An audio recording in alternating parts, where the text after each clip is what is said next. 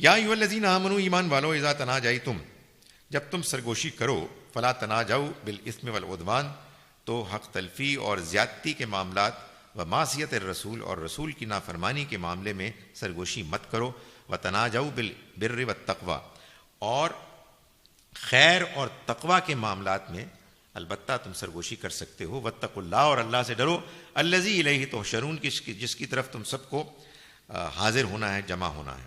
انما النجوى من الشیطان، یہ سرگوشیاں، یہ والی سرگوشیاں، یہ تو شیطان کی طرف سے ہیں، لیحزن الذین آمنوا، تاکہ وہ ایمان والوں کو غمزدہ کریں، ولیس بضارہم، حالانکہ وہ نہیں نقصان پہنچا سکیں گے، شیئن، کچھ بھی، الا باذن اللہ، سوائے اللہ کی اجازت کے، وعلی اللہ فلیتوکل المؤمنون، اور اللہ ہی پر چاہیے کہ چنانچہ اہل ایمان بھروسہ کریں۔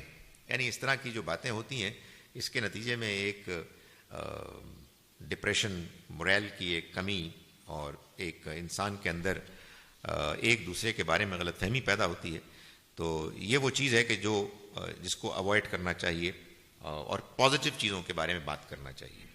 یا ایھا الذین آمنوا، ایمان والو، اذا قیل لکم تفسحوا، جب تم سے کہا جائے کہ تم کھل کر بیٹھو، یعنی حضور کی مجلس ہوتی، اس میں اہل ایمان بھی ہوتے، یہ منافقین بھی درمیان میں گھسے ہوئے ہوتے، آپس میں کھسر پھسر کر رہے ہوتے، ڈسٹرب کر رہے ہوتے، ان کی دلچسپی نہ ہوتی، تو ظاہر ہے کہ نبی صلی اللہ علیہ وسلم کو یہ کہا گیا کہ اس مجلس میں آپ ان کو الگ الگ کر سکتے ہیں، آپ ذرا ڈسٹنس پہ ہوں، ذرا ڈسپرس ہوں، ذرا کچھ آپس میں گیپس رکھیں۔ تو جب تمہیں یہ کہا جائے تفسحوا، کہ تم کھل جاؤ، کھل کر بیٹھو، فافسحوا، تو تم کھل کر بیٹھو، یفسح اللہ لکم، اللہ تمہارے اندر وسعت پیدا کرے گا۔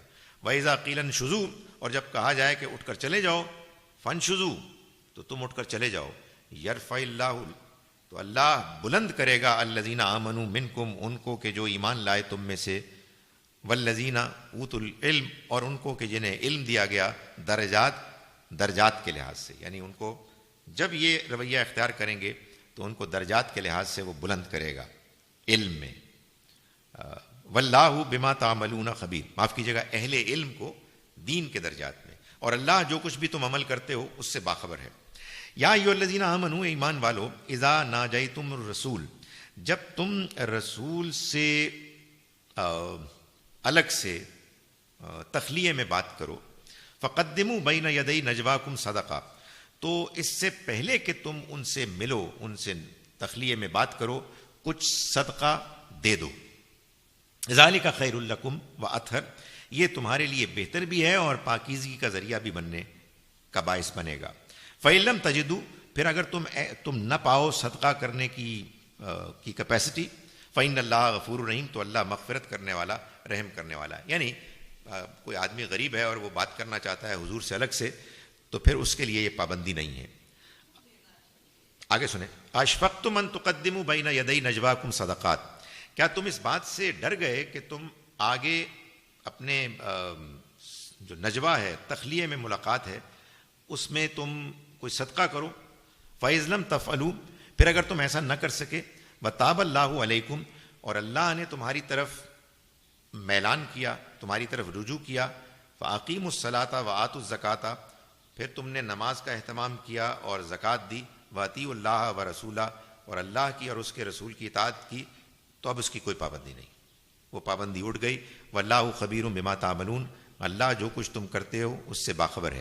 یعنی ایک وقتی پابندی عائد کی بعض منافقین کو یہ تنبیہ کرنے کے لیے کہ یہ کوئی اتنا آسان کام نہیں ہے کہ تم ہمارے پیغمبر کے پاس جاؤ، ان سے اسپیشل ایکسکلوسیو ٹائم لو، اور پھر جا کے تم بکواس کرو، فضول باتیں کر کے اور واپس آؤ، اور پھر تم کچھ چیزیں مشہور کر دو جس کو کہ ویریفائی کرنے کے لیے بھی امکانات ظاہر ہے سب کے پاس نہیں ہوتے۔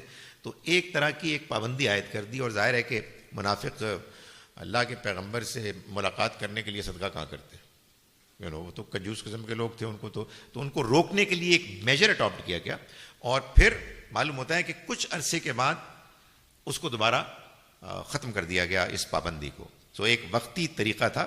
اس سے یہ معلوم ہوتا ہے کہ دین میں، قرآن مجید میں بہت سی باتیں ایسی ہیں کہ جن کا تعلق اسی زمانے کے حالات سے تھا. یہ بات اپنے بعض مسلمان بہن بھائیوں کو کیسے سمجھائی جائے؟ یہ قرآن کو پڑھ کر اس کے الفاظ، اس کے سیاق سباق سے معلوم ہوتا ہے کہ قرآن کا ایک حصہ وہ ہے کہ جس میں ابدی تعلیمات ہیں جن کو تمام زمانوں کے لیے اللہ تعالیٰ نے رکھا ہے، اور بعض وہ ہیں جو نظر آتا ہے، لکھا ہوا ہے، سیاق سباق بتا رہا ہے کہ اس کا تعلق ایک خاص دور کے تقاضوں سے تھا. اس کے بعد مسلمانوں میں یہ ایمان شہرت پا جاتا ہے کہ قرآن کا ایک ایک لفظ ہر زمانے کے لیے پریکٹیکلی اپلائی کرتا ہے. اس کے بعد کیا ہو سکتا ہے؟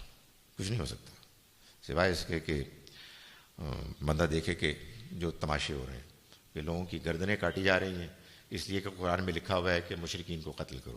تو قرآن بار بار ہمیں قدم قدم پر بتاتا ہے کہ یہ فرسٹ اینڈ فورموسٹ وہ کتاب ہے کہ جس کے ذریعے سے نبی اکرم صلی اللہ علیہ وسلم نے اللہ کے اس مشن کو اکمپلش کیا کہ جو آپ کو دیا گیا تھا کہ آپ اللہ کے پیغام کو پہنچا کر اس کے بعد اتمام حجت کے بعد اللہ کی طرف سے جو سزا ہے اس کو نافذ کریں اور اپنے ساتھیوں کے ذریعے سے ان کی کامیابی اور ان کے لیے ایک حکومت کا، یعنی ان کے لیے ایک ایڈمنسٹریٹو جو سیٹ اپ ہے اس کو ارینج کرے.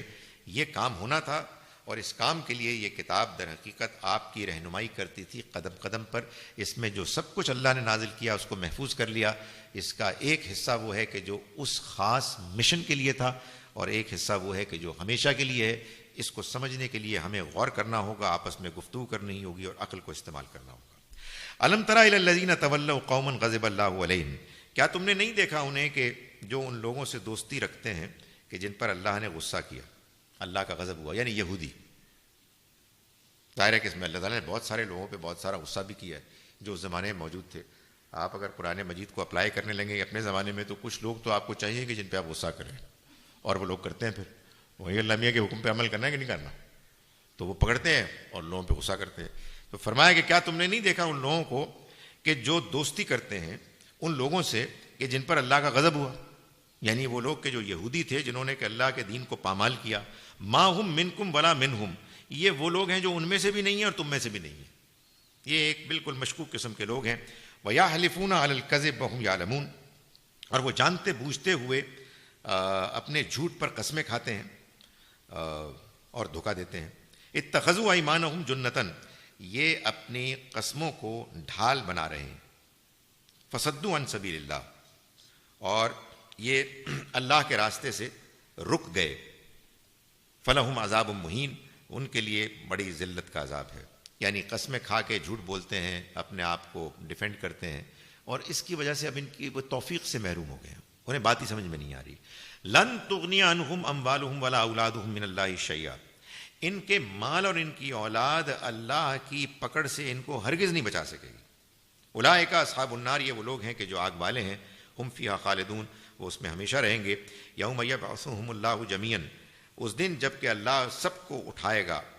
فیحلفون لہو، تو اس کے سامنے قسمیں کھائیں گے. کما یحلفون لکم، جیسے کہ تمہارے سامنے قسمیں کھاتے تھے. ویحسبون انہم علی شیء، اور وہ خیال کریں گے کہ ان کی کوئی بنیاد ہے. الا انہم هم الکاذبون، جان لو کہ حقیقت میں یہی جھوٹے ہیں.